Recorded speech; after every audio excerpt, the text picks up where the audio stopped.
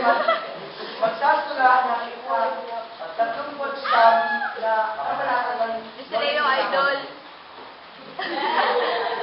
bilang si Doña Concepcion. Pasulyo?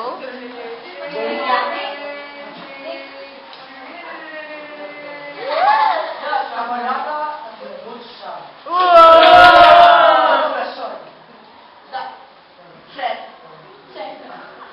Nagsimula ang kabanata nang nagtipon ang mga tao sa damuwakan sa bahay ng Alvarez nang dumadaan ang posisyon.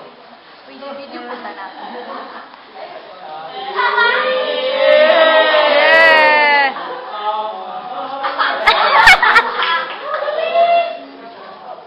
Laro nga, Joseph.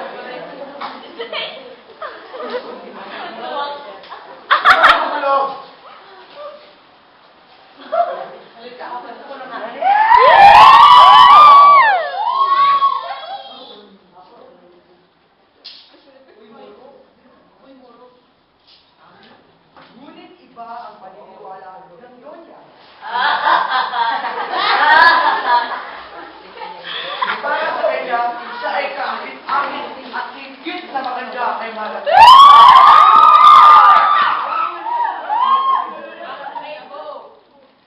Iniutos niya ang mga guardia civil na ipilit ang mga lahat ng bintana ng bahay upang hindi makarinig sa pagsasaya ng mga tao sa labas ng bahay. Mga guardia civil, isarado ang bintana.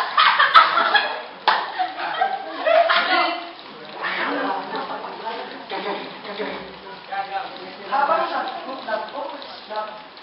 malaman ang posisyon, ang baliw na tita ay nahuli sa salang panggulo.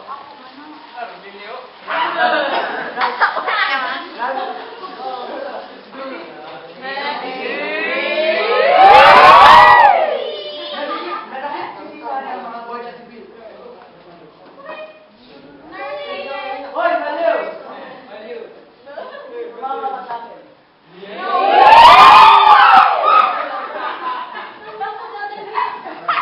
Alain mo katawa. Hoy, Manilo, lumapit ka dito. Ang haba ng laban. Guardia civil, ang latigo.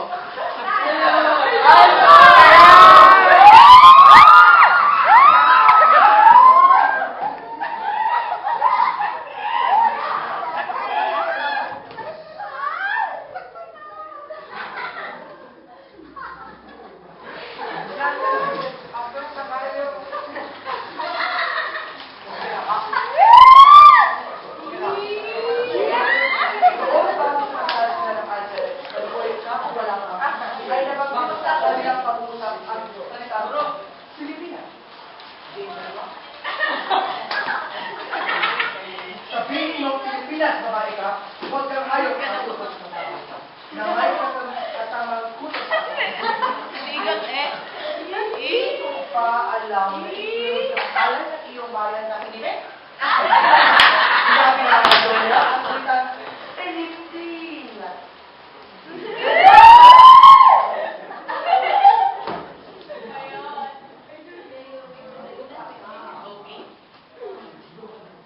Sabihin mo, Felipe, at idagdag ang pansigla na ang kahulugan ay tunay na ay sa wikang Latin.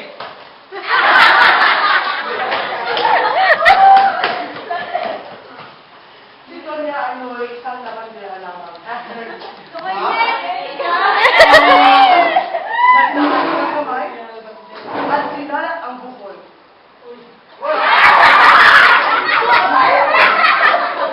At nagbigam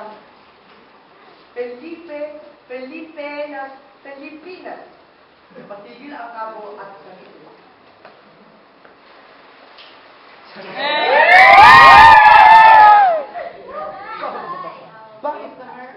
Bakit naging Pilipinas sa halip na Pilipinas?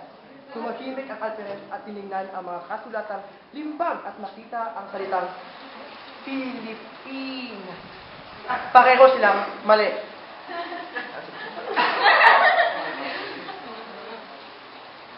Hindi natutuhan ng Donya ang tamang pagbigkas ng salitang Pilipinas kaya't natapos ang usapan sa suntukan, kalmutan at buntalan.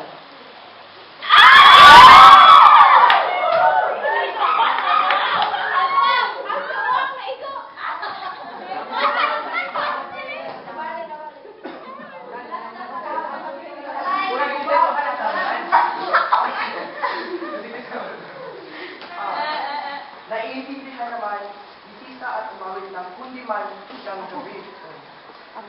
At napanood ito ng Donya.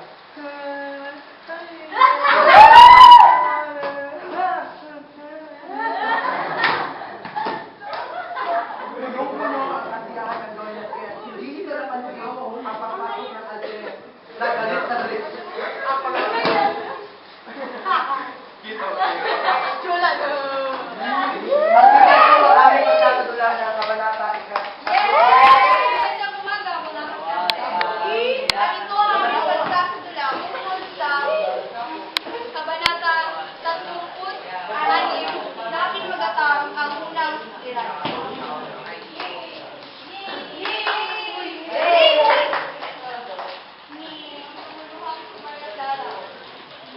Nang dumating si Kapitan Tiago, buhat sa kumbento. Huwag kang umiyak, Maria Clara. Papalagan din siya sa excomunion. Ang lahat ay mapapalala.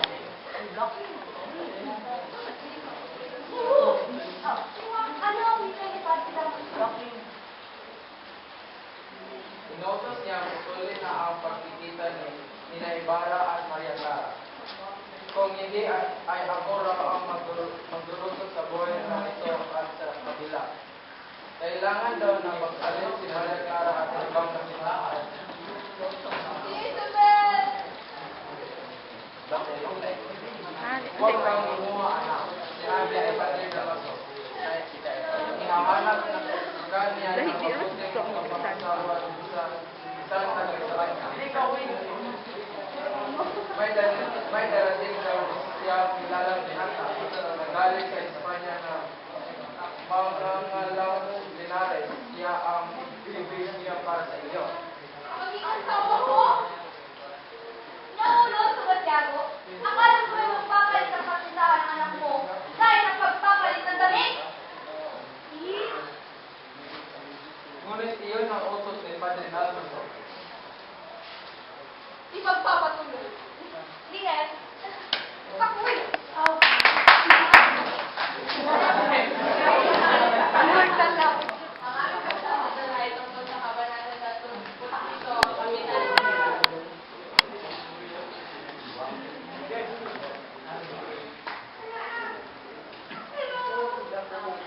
Sa bahay ni Kapitan Tiago, nandoon ang Kapitan General. At isang umaga din, gusto mo ay para ay bisita sa bahay ni Kapitan Tiago. Tok. Kapitan Tiago, gusto mo ako. Tok, pala yun.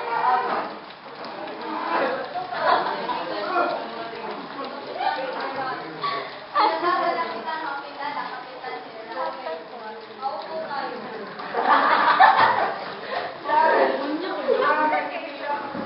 Kapitan General, hihingit sana ako ng tulong sa inyo upang mapatalsik si Kapitan si Padre Damaso sa simbahan. Para mahirap na kalaban ng Padre Damaso.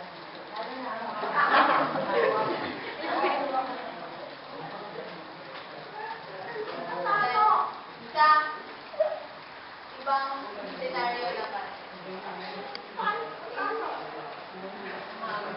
Sa ibang senaryo, hinahanap ni Crisostomo Ibarra ang piling ni Maria Clara. Ito ba yan? Maria Clara,